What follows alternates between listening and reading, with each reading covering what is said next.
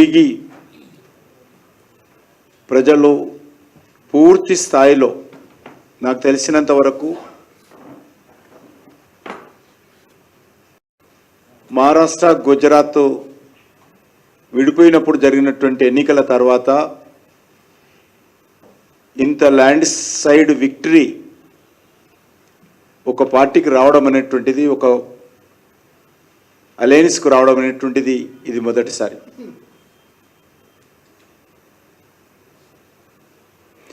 Congress party కులం పేరుతో, మతం పేరుతో, భాష పేరుతో అనేక రకాలుగా గిందె సామెతగా ఈ దేశంలో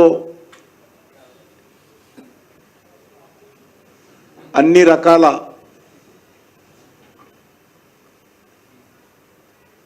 నష్టాలకు, అన్ని రకాలుగా ఈ దేశంలో ప్రజలకు ఇబ్బంది పెట్టినటువంటి పార్టీ కాంగ్రెస్ పార్టీ. అటువంటి పార్టీ భారతీయ జనతా పార్టీ దేశానికి మొత్తం నష్టానికి కారణమైనటువంటి తప్పుడు ప్రచారం రాహుల్ గాంధీ ఎత్తుకోవడం జరిగింది. ఈ మధ్య రాహుల్ గాంధీకి మతిమరుపు బాగా పెరిగిపోయింది. ఈ దేశానికి వాళ్ళ పార్టీయే అత్యధిక సమయం నేతృత్వం వహించిందనేది, వాళ్ళ నాన్నగారు, వాళ్ళ నాన్నమ్మ గారు, వాళ్ళ తాతగారు ఈ దేశానికి ప్రధానమంత్రిగా పనిచేశారని, ఈ దేశంలో 98% రాష్ట్రాలలో కాంగ్రెస్ పార్టీ అత్యధిక శాతం అధికారం వెలగబెట్టిందనే విషయం ఆయన మర్చిపోయి భారతీయ జనతా పార్టీని ఈ దేశంలో ఉన్నటువంటి సకల కారణాలకు కారణమైనటువంటి తప్పుడు ప్రచారం చేసేటువంటి ప్రయత్నం, ఒక వితండవాదం చేసేటువంటి ప్రయత్నం ఈరోజు రాహుల్ గాంధీ చేస్తూ ఉన్నారు.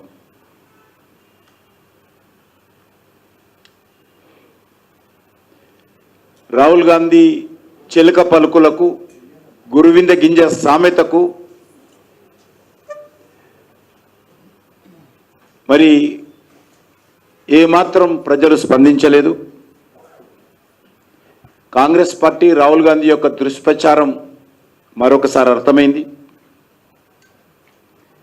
ఈరోజు పరిస్థితి చూస్తే ఎట్లా ఉందంటే, జార్ఖండ్లో మహారాష్ట్రలో కలిపితే 30 సీట్లు కూడా దాటే పరిస్థితి లేదు కాంగ్రెస్ పార్టీ.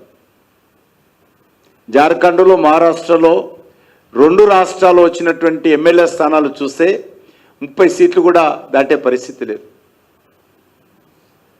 అంత ప్రజా వ్యతిరేకత కాంగ్రెస్ పార్టీ కూడగట్టుకున్నది. మహారాష్ట్రలో విపక్ష హోదా కూడా కాంగ్రెస్ పార్టీకి రాలేదు.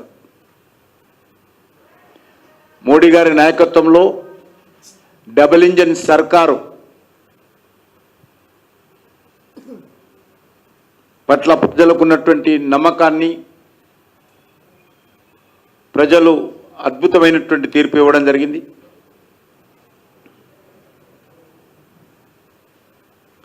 ప్రజల మధ్య విభేదాలు సృష్టించే ప్రయత్నము, భాష పేరుతో, ప్రాంతం పేరుతో, కులం పేరుతో, మతం పేరుతో ఏదో ప్రయత్నం చేసిందో దానికి మహారాష్ట్ర ప్రజలు తగిన బుద్ధి చెప్పారు.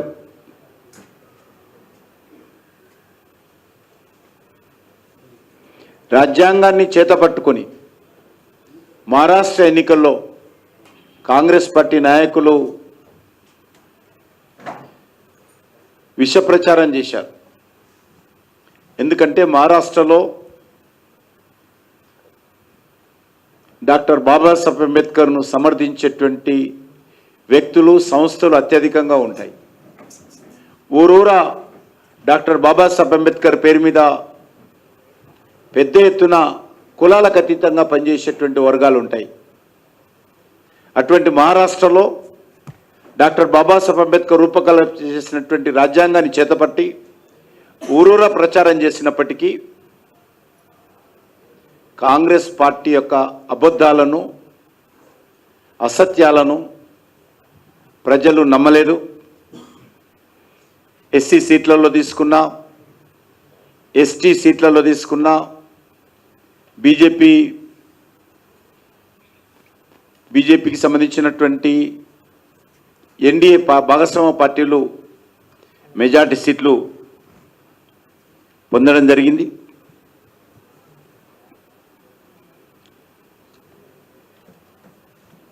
ఈరోజు మనం చూస్తూ ఉన్నాం, బీజేపీ నాయకత్వంలో ఎక్కడైతే ప్రభుత్వాలు ఉన్నాయో, ఈరోజు మహారాష్ట్రలో భారతీయ జనతా పార్టీ నేతృత్వంలో మూడోసారి అధికారంలోకి వచ్చాం మేము. మొదటిసారి దేవేంద్ర ఫడ్నవీస్ గారు సమర్థవంతంగా 5 సంవత్సరాలు పరిపాలన చేశారు. రెండోసారి దేవేంద్ర ఫడ్నవీస్ నేతృత్వంలో శివసేన అంతకుముందు లేకపోయినప్పటికీ కూడా, అంతకుముందు అసెంబ్లీ ఎన్నికల్లో కలవనప్పటికీ కూడా, బీజేపీతో కలిసి పోటీ అయినప్పటికీ కూడా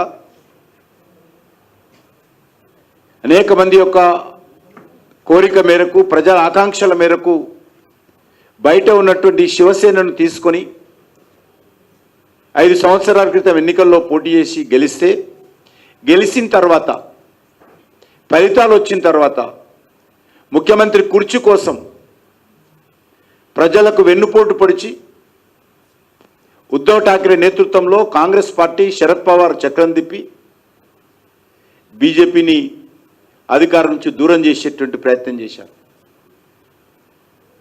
కానీ 2 సంవత్సరాలు తిరగకముందే మళ్ళీ అక్కడ మోసం చేసినటువంటి శివసేనకు అక్కడ ఉన్నటువంటి ఎమ్మెల్యేలు బుద్ధి చెప్పి, బాలాసాహెబ్ ఠాక్రే, శివసేన అధినేత అయినటువంటి బాలాసాహెబ్ ఠాక్రే యొక్క ఆలోచన విధానంతో అనేక మంది ఎమ్మెల్యేలు ముందుకొచ్చి మళ్ళీ ఏక్నాథ్ షిండే గారి నేతృత్వంలో పరిపాలన చేశారు, ప్రభుత్వం ఏర్పాటు చేశారు. తిరిగి మళ్ళీ ఈరోజు నరేంద్ర మోడీ గారి నేతృత్వంలో మూడవసారి, ఇంత జరిగినప్పటికీ కూడా మూడవసారి మహారాష్ట్ర ప్రజలు అత్యద్భుతమైనటువంటి మెజార్టీతో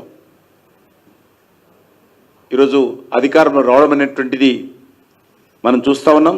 ఇక్కడే కాదు, బీజేపీ అనేక రాష్ట్రాల్లో కూడా రెండోసారి, మూడోసారి అధికారంలోకి వస్తాం. గోవాలో, పక్కనున్నటువంటి గోవాలో మూడోసారి అధికారంలోకి వచ్చాం. ఓట్లు పెంచుకున్నాము, సీట్లు పెంచుకున్నాం గోవాలో. ఆ ఎన్నికల్లో నేను మొత్తం అక్కడ ఉన్నాను. గుజరాత్లో ఆల్మోస్ట్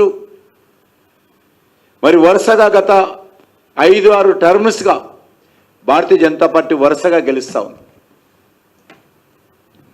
హర్యానాలో రెండవసారి అధికారంలోకి వచ్చాం. మహారాష్ట్రలో ఈరోజు చూస్తే మూడోసారి అధికారంలోకి వచ్చాం. మధ్యప్రదేశ్లో అనేక దఫాలుగా అధికారంలోకి వస్తూ ఉన్నాం. యూపీ ఎలక్షన్ చూసినట్లయితే రెండోసారి అధికారంలోకి వచ్చాం. ఉత్తరాఖండ్లో రెండోసారి అధికారంలోకి వచ్చాం. అస్సాంలో రెండోసారి అధికారంలోకి వచ్చాం. ఈ రకంగా అనేక రాష్ట్రాలలో భారతీయ జనతా పార్టీ మేము చేసినటువంటి పనిని నరేంద్ర మోడీ గారి నేతృత్వంలో ప్రజలకు చూపించి అధికారంలోకి వచ్చాము. ఈసారి మరొకసారి మహారాష్ట్ర మూడోసారి అధికారంలోకి వచ్చి మనకు అద్దం పడతా ఉంది. ఈరోజు కాంగ్రెస్ పార్టీ 3 రాష్ట్రాలకే పరిమితమైంది. గ్యారంటీల పేరుతో మభ్యపెట్టినటువంటి తెలంగాణ, గ్యారంటీల పేరుతో మభ్యపెట్టినటువంటి కర్ణాటక, గ్యారంటీల పేరుతో దివాలా తీసినటువంటి హిమాచల్ ప్రదేశ్, 3 రాష్ట్రాలకే ఈరోజు కాంగ్రెస్ పార్టీ పరిమితమైంది.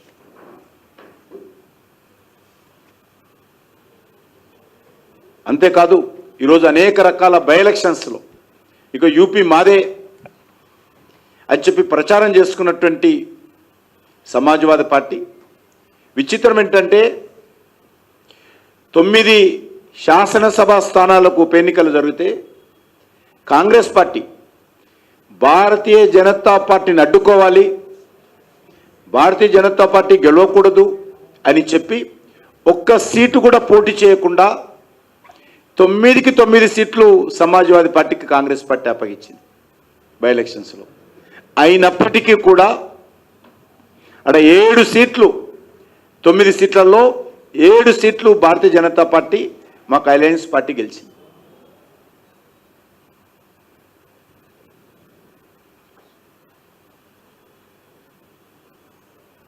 మహారాష్ట్రలో గత ఎన్నికల్లో 44 సీట్లు గెలిచినటువంటి కాంగ్రెస్ పార్టీ ఈరోజు అలయన్స్లో శివసేన లాంటి పార్టీతో కూడా కలిపి అలయన్స్లో పోటీ చేస్తే లాస్ట్ టైం గెలిచినటువంటి సీట్లలో సగం సీట్లు కూడా గెలపలేనటువంటి పరిస్థితి మహారాష్ట్రలో ఏర్పడింది.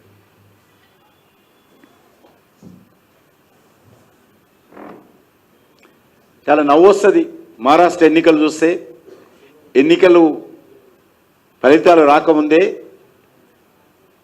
బాంబే ఎయిర్పోర్ట్లో 4 విమానాలు సిద్ధం చేసి పెట్టారు. 4 విమానాలు, పైలట్స్ కూడా వచ్చి కూర్చున్నారు విమానాలలో. ఎమ్మెల్యేలకు కావాల్సినటువంటి భోజనాలు కూడా విమానాలలో రెడీ చేశారు. ఫలితాలు రాగానే వాళ్ళందరినీ, తెలంగాణ రాష్ట్రాన్ని కొంతమందిని, కర్ణాటక కొంతమందిని తరలించేటువంటి అద్భుతమైనటువంటి ప్లానింగు, ప్రజల ఆలోచనను, ప్రజల నాడిని పసిగట్టలేనటువంటి కాంగ్రెస్ పార్టీ పథకాలు సిద్ధం చేసుకొని ఈరోజు దేశ ప్రజల ముందు మరోసారి నవ్వులపాలైంది.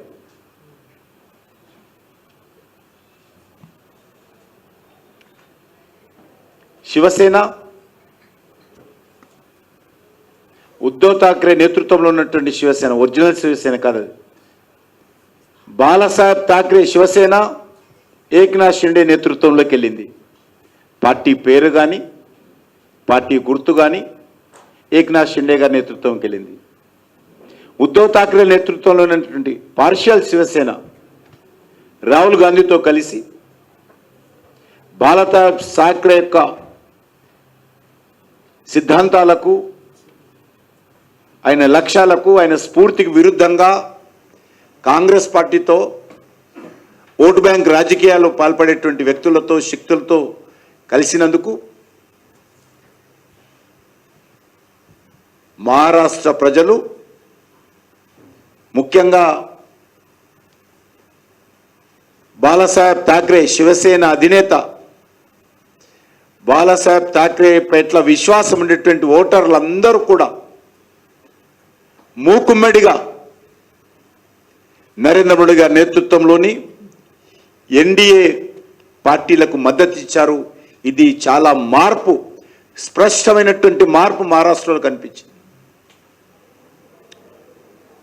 బాలాసాహెబ్ ఠాక్రే కొడుకైనటువంటి ఉద్ధవ్ ఠాక్రే, మానవుడైనటువంటి ఆదిత్య ఠాక్రే, వీళ్ళ మాటలను లెక్క చేయకుండా ప్రజలు బాలాసాహెబ్ ఠాక్రే మీద ఉన్నటువంటి అభిమానంతో, ఆయన ఆలోచన విధానంతో, ఆయన స్ఫూర్తితో కొడుకును కూడా లెక్క చేయకుండా శివసేనకు, వాళ్ళతో కలిసినటువంటి పార్టీలకు సరిగ్గా బుద్ధి చెప్పడం జరిగింది.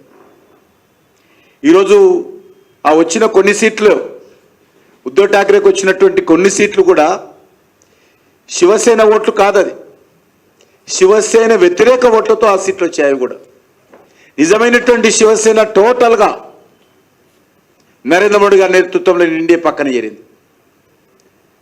ప్రజలు చాలా చైతన్యవంతులైన విషయం మరొకసారి మహారాష్ట్ర ఎన్నికల్లో స్పష్టమైంది. శివసేన పెట్టింది ఎందుకు, శివసేన ఏ లక్ష్యాల కోసం పెట్టారు, ఆయన కొడుకు పార్టీని ఎవరి చేతిలో పెట్టాడు, దానికి వ్యతిరేకంగా ప్రజలు ఏ రకంగానైతే శివసేన ఎమ్మెల్యేలు ఉద్ధవ్ ఠాక్రే మీద తిరుగుబాటు చేశారో, మహారాష్ట్ర ప్రజలు కూడా ఉద్ధవ్ ఠాక్రే మీద తిరుగుబాటు చేసి బాలాసాహెబ్ ఠాక్రే యొక్క ఆలోచన విధానంతో నరేంద్ర మోడీ గారి నాయకత్వానికి అండగా నిలబడడం అనేటువంటిది ఎన్నికల్లో మరొక ప్రత్యేకతని సందర్భంగా మనం చేస్తాం. మహారాష్ట్ర ప్రజలు వారసత్వం చూడలే. మహారాష్ట్ర ప్రజలు బాలాసాహెబ్ యొక్క ఆలోచన విధానాన్ని చూశారు, ఆ యొక్క పార్టీ యొక్క సిద్ధాంతాన్ని చూశారు, బాలాసాహెబ్ ఠాకరే యొక్క స్ఫూర్తిని చూశారనే విషయాన్ని ఈ సందర్భంగా మనం చేస్తా ఉన్నాం.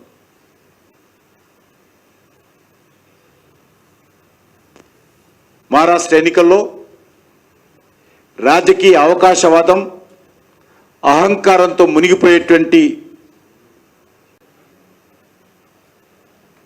నావనెక్కినటువంటి కాంగ్రెస్ పార్టీ కానీ, ఉద్ధవ్ ఠాకరేని కానీ రాజకీయ కురువృద్ధుడుగా నా కనుసైగల్లో మహారాష్ట్ర నడుస్తుందని, నా కనుసైగల్లో మరాఠవాడ ఉంటుందని ప్రగల్భాలు పలిపెట్టేటువంటి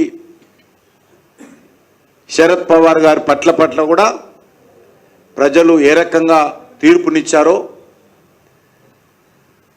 మనము అర్థం చేసుకోవచ్చు.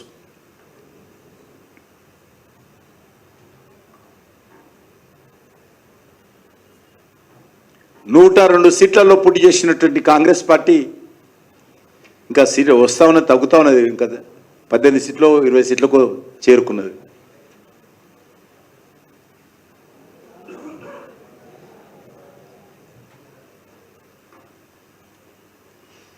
ఈరోజు మనం చూస్తా ఉన్నాం, దేశంలో ఇటీవల జరిగినటువంటి హర్యానా,